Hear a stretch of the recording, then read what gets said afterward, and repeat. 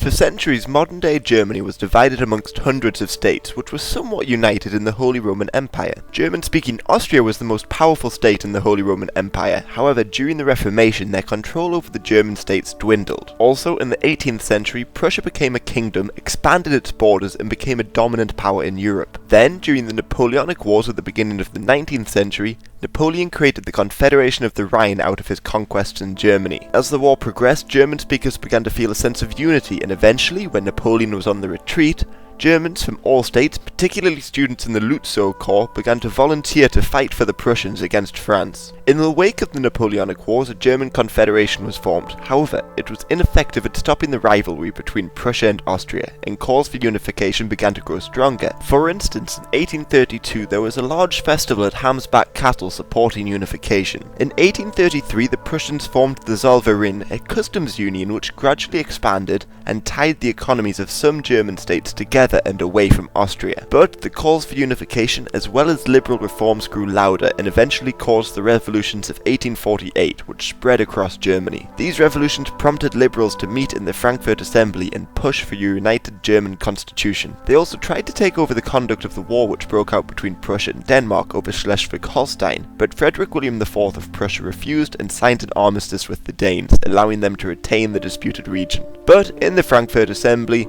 the debates continued on how Germany should be united. Some, mainly Catholics in the south, supported a greater Germany under the leadership of Austria, while Protestants in the north supported a lesser Germany under Prussia. Those supporting Prussian leadership won the vote and offered Frederick William IV the crown of Germany, but the conservative king refused a crown given to him by liberals. Meanwhile, the rebellions had subdued when many German states adopted their own constitution. Fast forward to 1861 and King Wilhelm I became King of Prussia and he appointed Bismarck as his chancellor. Bismarck was quick to advocate that Prussia expand through blood and iron, but wanted to make sure that it remained authoritarian. In 1864 he took advantage of a constitutional crisis in Denmark and declared war, hoping to claim the disputed region of Schleswig-Holstein, and with the help of Austria the two states occupied the region. Bismarck then used the disputes in the region to start a war with Austria in 1866 and force the German states to divide in support of either side. With the help of the newly unified Italy, the Prussians emerged victorious and united the northern states into the Northern German Confederation, with the authoritarian Prussian leaders in control,